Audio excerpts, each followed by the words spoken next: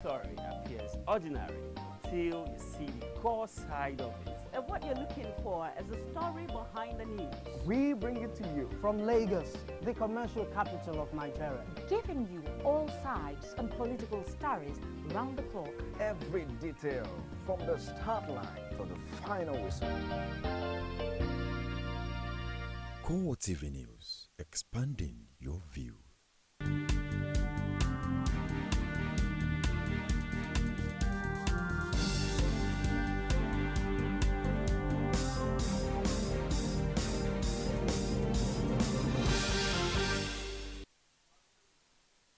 It's 7 p.m. local time. Thank you for joining us on CoreTV News at 7. I am Frank Omalape. In a bid to end the reign of terror in the northeastern part of the country, President Goodluck Jonathan has increased the number of troops in the region from 15,000 to 20,000.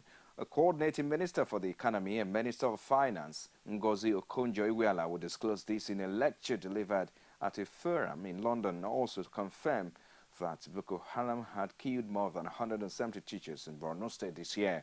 The text of the lecture was made available to journalists in Abuja on Friday. The minister also disclosed that the nation lost more than 100,000 barrels daily to international oil thieves working in alliance with criminal elements in Nigeria. President Goodluck Jonathan has accepted offers from the international community for more surveillance, aircraft cover, and equipment that enhances their ability to locate, fight, and root out insurgents. And now Gabon has assured Nigeria of supporting its ongoing war against terrorism. A special envoy of President Ali Bongo Ondimba of Gabon delivered a message at an audience with President Goodluck Jonathan. He welcomed the decision to form a multinational force and pledged the commitment of countries in the Central African sub-region of effort to check terrorism. Jonathan also applauded the renewed commitment of Niger, Chad, Benin Republic and Cameroon to join in forces with Nigeria to rid the sub-region of terrorism and violent extremism. He argued that terrorist attacks on one country must be seen as an affront to all civilized nations, while calling for even stronger and more effective regional, continental and global alliance against terrorism. And now Cameroon authorities have denied reports that Boko Haram has released the wife of the country's prime minister and some Chinese hostages. Communication Minister Issa Bakari said he was surprised by the news that some hostages kidnapped in northern Cameroon have been freed. The report had claimed that Amadou Ali's wife and 10 Chinese workers had been freed after ransom was paid, but Cameroon officials said the hostages are still with the insurgents. The Chinese workers were found missing and believed to be taken on May 16 after an attack at a Chinese work site in northern Cameroon, while the deputy prime minister's wife was kidnapped on July 27 by Boko Haram insurgents. And now the federal government has warned that 29 million Nigerians stand at risk of contracting Lassa fever. It also revealed that 26 states, including the Federal Capital Territory, are exposed to the disease that is as deadly as Ebola virus. Minister of State for Health, Khalilu Al-Hassan, said at a press briefing in commemoration of the National Lassa Fever Day that health workers are mostly at risk. Despite the discovery of Lassa fever in Nigeria 45 years ago, that will tell you how old Professor Harry is. He was in the medical school 40 years ago. So majority of us here were not even born at that time. So that means this disease is as old as anybody can get. The viral agent continues to pose an increasing public health threat to the population, especially with the rapid expansion of its frontiers. Initially, only very few states in Nigeria are endemic to this disease. But now, looping some of 26 states, including the FCT, we shall note that Lassa fever is both of regional and of international importance. Over the years, outbreaks of Lassa fever of varying magnitude and severity have occurred in Nigeria, Guinea, Liberia, Sierra Leone. During these outbreaks, the case fatality can be as high as 50 to 80%. This is telling you that it's as deadly as Ebola. Each year, we are confronted with outbreak of Lassa fever in several parts of the country, with increasing magnitude and intensity. In 2012, the outbreak occurred in 26 states of the Federation, with a total case of 1,944 cases, with 207 deaths, including death of doctors and nurses. That still will tell you how dangerous it is, the health worker. This is the hemorrhagic fever that are most deadly to our dear doctors, nurses, and other health workers. At the beginning, Lassa fever, also had international attention, just like Ebola is having now. But within a short period of time, a drug was identified that can be used to treat cases of Lassa, and case fatality rate or mortality rate was reduced. So people became less frightened by the disease. But as it were, Ebola, so far no drug, no vaccine. And this is why, it's creating the scare. One of the governorship aspirants of the People's Democratic Party in Rivers State, Tony Prince, is seeking an investigation into the attack on party members in Abuja. He described the incident at the venue of a meeting to reconcile aspirants as an embarrassment to Nigeria's democracy. Antonio Prince Will said in a statement that no individual's ambition is more important than the peace and development of the state. Prince Will said he avoided the meeting on advice, also apologized on behalf of the people to President Jonathan and the party's leadership. Now, the committee set up to reconcile aggrieved members of the People's Democratic Party in the South-South region insist that governors or ministers from the area cannot influence them. The panel was reacting to allegations by some aggrieved members from Rivers State that the Minister of State for Education, Nyesom Wike, had compromised them. The committee, which ended its sitting in Abuja on Friday, also assured petitioners that its recommendations will promote internal democracy in the party. Committee Chairman Iya Abubakar told journalists at the end of the three-day session that the panel had useful and productive interactions with individuals and groups who appeared before it. You're watching CoreTV News on the hour at 7 rather. We'll take a break now. We'll be back shortly with more stories.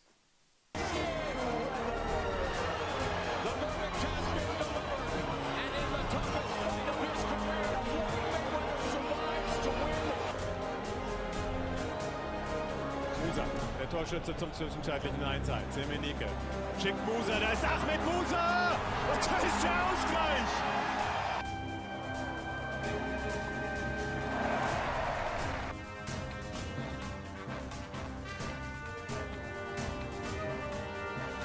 It's a beautiful Saturday evening in the city of Lagos. Off the turn, Phelps had it, but then Matsui kept going. Finals. 5 to shoot. Leonard does.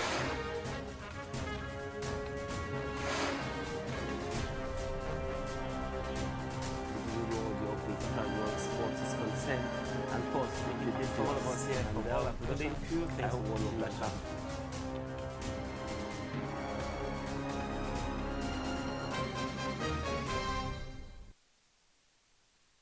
Glad to have you back now on CoreTV News at 7. For more information on our news, check on our social media platform, facebook.com/CoreTV News. And our Twitter handle at CoreTV News NG. And YouTube, it's youtube.com/CoreTV. Leave a space, then news. And now the Lagos State Governor Babatunde Fashola and his Kano State counterpart Rabiu Kwankwaso have come down hard on what they describe as a brazen disregard for the judiciary. The two governors spoke against the backdrop of the recent attack on the courts in Ekiti State by hoodlums and the continued closure of the State High Court complex in Ado-Ekiti. Fashola will also deliver a lecture in Ado-Ekiti on the role of law in governance and development. Says the level of impunity displayed by politicians is a dangerous trend which must be challenged, a thought echoed by Kwankwaso. Our correspondent Rashid was there and filing this report. The level of compliance to law has widely been accepted as being commensurate with the level of development in nations.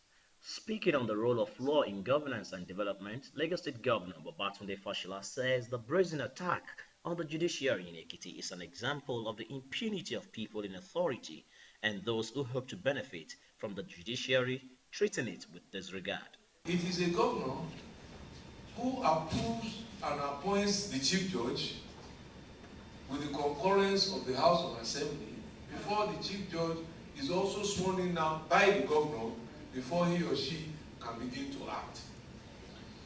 And it is curious if somebody who wants to benefit from such a process is also undermining that process. Fashila says the disregard of the nation's law by the PDP-controlled central Fashila says the disregard of the nation's law by the PDP-controlled central government and its habit of providing poverty for Nigerians while exporting employment and the nation's wealth should be condemned by all well-meaning Nigerians. Country, we are taking jobs away from here, and to reinforce the fact that once we turn away from law, only few will benefit. That's why you will see that several thousands in a state will nearly kill themselves, and even some kill themselves in order to partake in an advertisement of no more than 5,000 jobs across the whole of Nigeria. Speaking in the same vein, Kano State Governor Rabiu Musa Kwankwaso says he is saddened by the invasion of the Ekiti State High Court in Ado-Ekiti, but also urged the Ekiti State Judiciary to fight for itself through the use of the law and its proper implementation. The level of desperation is so much that people are really concerned about what has happened. And I believe at the end of the day, something is likely going to happen, especially from the side of the judiciary itself, because at the end of the day, probably they will take certain actions that will discourage such action in the future.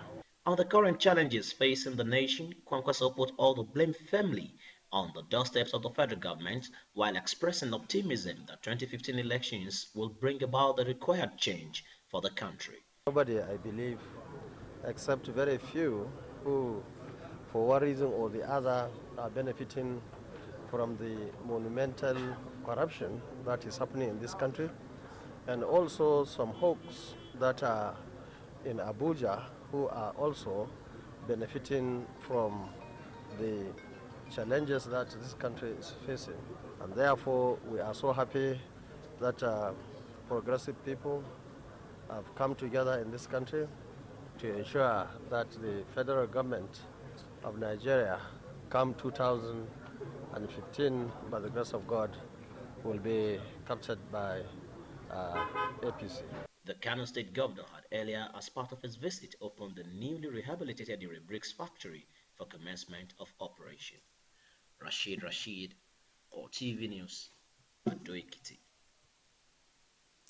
Adamawa State Governor Balangilari has described the judiciary as the last hope of the common man, which must be supported and made efficient. Gilari made the statement while swearing in the acting chief judge of the state, Ishaya Kadibano.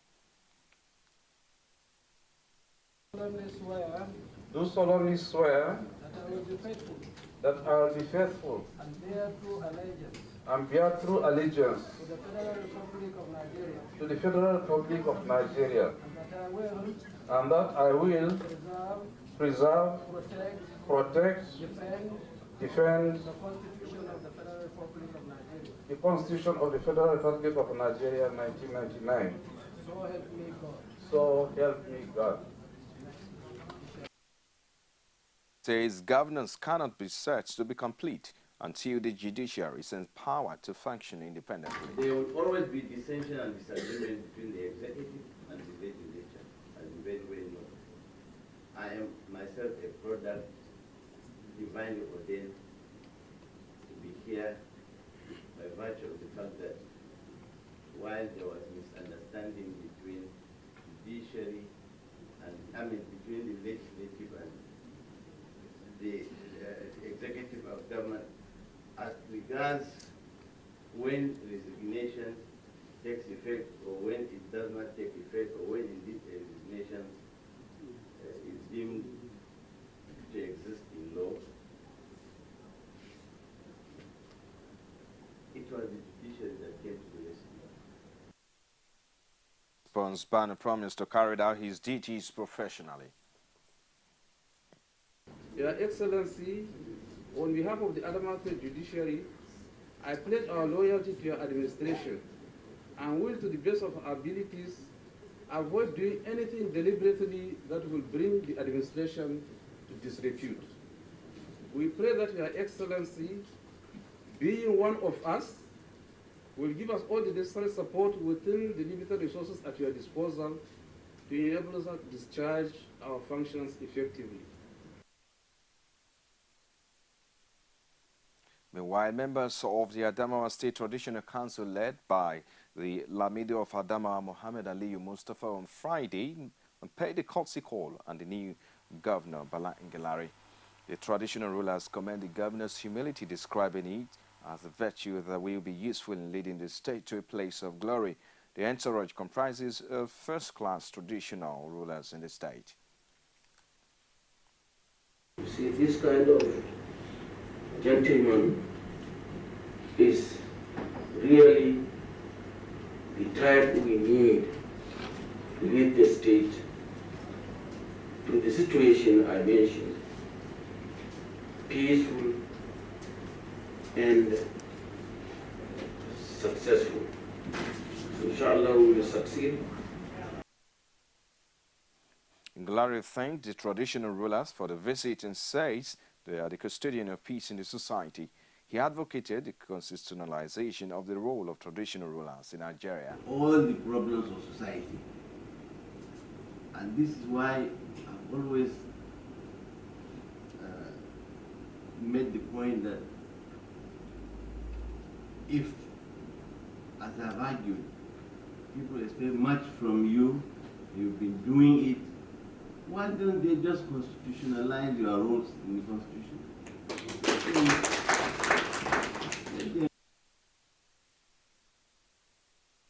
The Ekiti state government has launched a free school bus program for students across primary and secondary school in the state. Speaking while inaugurating the pilot buses, the Deputy Governor of Ekiti State, Modupe Adelabu, says the program is designed to cushion the burden of parents and is the stress students go through in getting to school.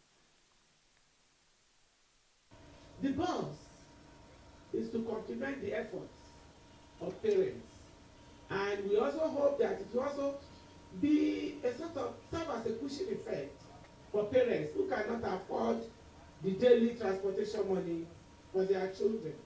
And that is why we are here today to witness this occasion where our children will not only enjoy a good ride, but they will also never come late to school. Buses, which will be used as part of the pilot scheme, will be distributed across the state and will be free of charge for all students. Concerns have beginning to grow on the state of Nigerian roads. In our series of focus on bad roads, CoreTV News, a roving crew visited a Lagos suburb, the Jagema community in Iba, local community development area in the state. The community's sour tail leaves a sore taste in the mouth of its residents who are urgently in need of government's attention. Oluwaseyi Adogoke has more in this report presented from our studios. The scene is better imagined as belonging to a village in a remote area, but surprisingly, this is a Jagemo community in Iba, local council development area of Lagos State. CoreTV News crew could not drive down to the area due to the condition of the road. The residents say the road has been a major hindrance in their day-to-day activities. I don't know the actual adjective I can use to qualify this road. This road has been an hindrance to our progress in this vicinity. I don't know what to say than to beg Lagos State government to come to our aid. We are really suffering here. The sufferness is immeasurable. We have attracted the attention of the authorities. Some of the time they visited here, some by the means of communication. They have seen our plight, but they keep promising us day in, day out. Now, the schools here, the attendance is no longer controlled by school calendar. It's controlled by the season. What I mean is that children cannot go to school during rainy season. We are suffering in this country too, in this Ijagemo, very much. We cannot able to go out to go and buy something, even though we are even selling market, it's not easy for us to go and buy our market due to something that they are selling 50 naira outside. Due to the our environment, we are buying it 150. As it is, we have about 30,000 residents in this area that are above 18 years, and the government is expecting them to come out and vote. How would they vote? We are paying for different kind of levies, land use charge and all that. So we are still appealing to them. There is nothing we can do on our own. This problem is too much. They should please come to our aid. The High Chair of the community, Adio Ajakaye, says the community is cut off from other parts of the state.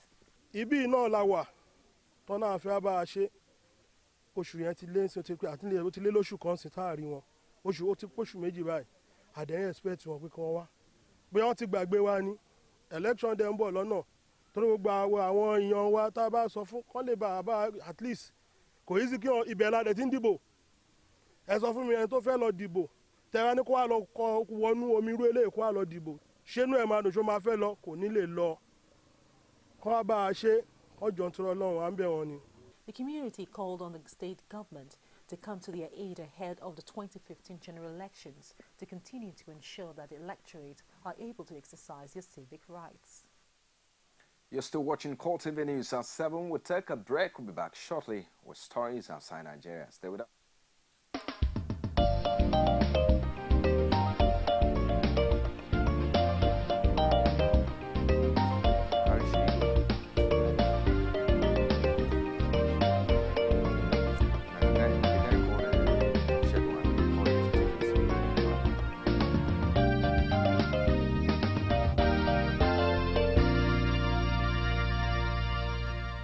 CoreTV News, expanding your view. Nigeria, Pakistani activist Malala Yousafzai has urged children to stand up for their rights after becoming the youngest person to win the Nobel Peace Prize. She said she was honored to receive the award, saying it made her feel more powerful and courageous. The 17-year-old was jointly awarded the prize with Kailash Satyarthi, an India child rights campaigner. The teenager was shot in the head by Taliban gunmen in October 2012 for campaigning for girls' education. She is the youngest ever recipient of the prize. Speaking at a news conference in Birmingham, UK, where she now lives, she revealed she found out the news after being called out of her chemistry class at school. Despite her excitement, she said she attended her afternoon lessons in physics and English. She thanked her father for not clipping her wings and said she was proud to have shown that a God is not supposed to be a slave. She also dedicated the award to all voiceless children around the world and urged them to stand up for their rights. She added that she was really happy to be sharing the award with a person from India before joking that she couldn't pronounce Satyarthi's surname. Malala and the Satyarthi have decided to invite India Prime Minister and Narendra Modi and his Pakistani counterpart Nawaz Sharif to the award ceremony in December in Oslo in a bid to improve relations between the two. They will receive a medal and £1.4 million in prize money. U.S. President Barack Obama congratulated both Malala and Satyarthi on winning the award, calling it a victory for all who strive to uphold the dignity of every human being. Well, and that's a wrap on CoreTV News at 7. Many thanks for watching. I am Frank on Malape. Don't forget, join us at 9:45 for more stories on our primetime bulletin. Bye for now.